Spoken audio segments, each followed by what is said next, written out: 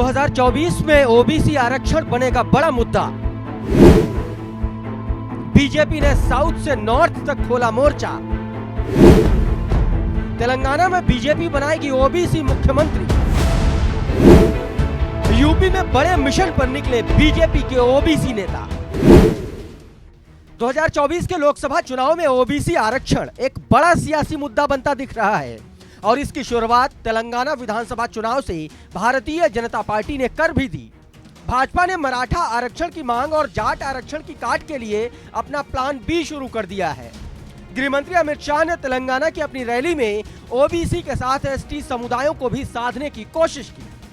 गृह मंत्री अमित शाह ने अपनी रैली में ऐलान कर दिया कि अगर पार्टी तेलंगाना में सत्ता में आई तो मुख्यमंत्री ओबीसी कम्युनिटी से बनेगा।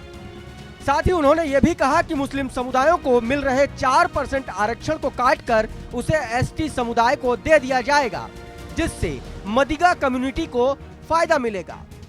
सूत्रों की माने तो सरकार की कोशिश है कि आरक्षण पाने के योग्य सभी जातियों को इसमें हिस्सेदारी मिले। दरअसल विपक्षी दल जाति जनगणना की मांग कर रहे हैं, तो इसका मतलब ये है कि संख्या के आधार पर उन्हें प्रतिनिधित्व भी मिले। और इसी कड़ी में यूपी में भी विपक्ष की जातीय जनगणना की मांग का मुकाबला करने के लिए भारतीय जनता पार्टी पिछड़ी और अति पिछड़ी जातियों में पैठ मजबूत कर रही है। पार्टी ने 6 क्षेत्रों के संगठन प्रभारी और 98 नगरों, इसके अलावा जिलों के प्रभारी तैनात करने में 55 से 60% तक पिछड़ी और दलित जाति के कार्यकर्ताओं को जिम्मेदारी दी है। पार्टी दिसंबर में हर जिले में ओबीसी सम्मेलन करने की तैयारी में भी है।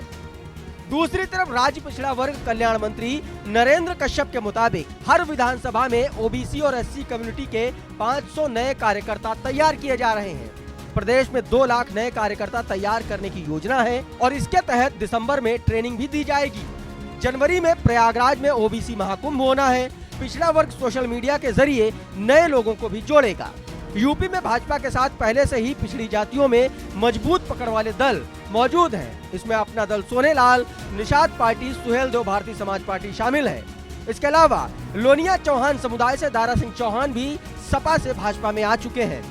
खास बात यह है कि भाजपा के ये सभी दल जातीय जनगणना के समर्थक हैं और भाजपा के साथ रहते हुए भी इसकी मांग कर रहे हैं।